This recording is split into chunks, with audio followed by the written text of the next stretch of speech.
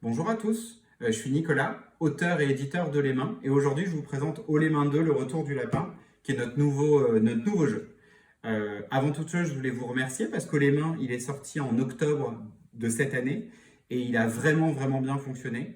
C'est grâce à vous, c'est grâce à l'accueil que vous en avez fait. J'avais parlé avec beaucoup d'entre vous à Vichy et à Cannes. C'est vrai que vous nous avez fait confiance, vous avez sélectionné le jeu et vous l'avez poussé à vos joueurs et ça a été un gros succès. Avant toute chose, merci beaucoup. Le tome 2, il y a des choses qui ne changent pas par rapport au tome 1 et il y a des choses qui changent. Ce qui change, la première chose, c'est le contenu. Il est évidemment entièrement renouvelé avec des nouveaux thèmes qu'on n'a pas vraiment l'habitude de voir en jeu de société. Par exemple, on va faire deviner des artistes en chantant leurs chansons les plus connues pour que notre coéquipier les reconnaisse. Donc voilà, il y a il y a les Beatles de marquer.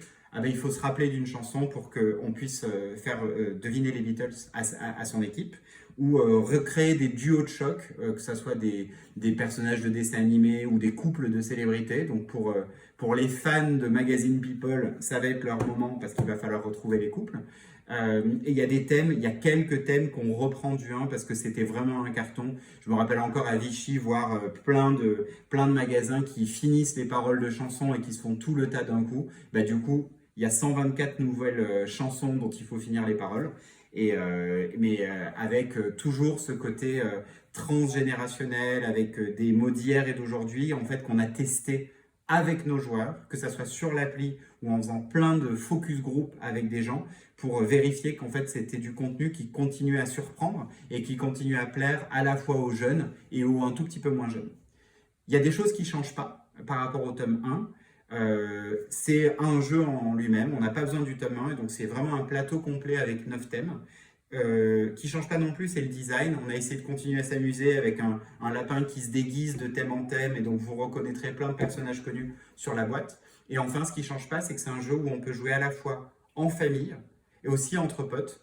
Le soir ou le week-end. D'ailleurs, à ce titre-là, tous les gages ont été renouvelés. On a des gages encore plus fous, si je dois dire. Et dans la règle, on a un peu twisté les choses pour que ceux qui ont envie d'un peu plus de suspense et qui ont envie de s'imposer des gages d'une équipe vers l'autre puissent le faire. Et enfin, évidemment, comme pour le 1, dès cet été, on va essayer de pousser un plan marketing assez ambitieux, que ce soit en influence, que ce soit en radio, voilà, en multimédia. On va essayer d'accompagner le lancement de ce 2 pour vous aider à le vendre le plus possible. D'ailleurs, en parlant de réseaux sociaux, quand vous le recevez, quand vous le vendez, quand vous le testez en soirée jeu, surtout, n'hésitez pas à nous taguer, à faire des vidéos, etc. Nous, ça nous fait, vous imaginez pas à quel point ça nous fait plaisir de le voir entre vos mains quand ça fait des mois qu'on l'a préparé. Et moi, j'ai vraiment beaucoup de plaisir à échanger. J'ai échangé déjà avec beaucoup d'entre vous sur Facebook ou sur Instagram.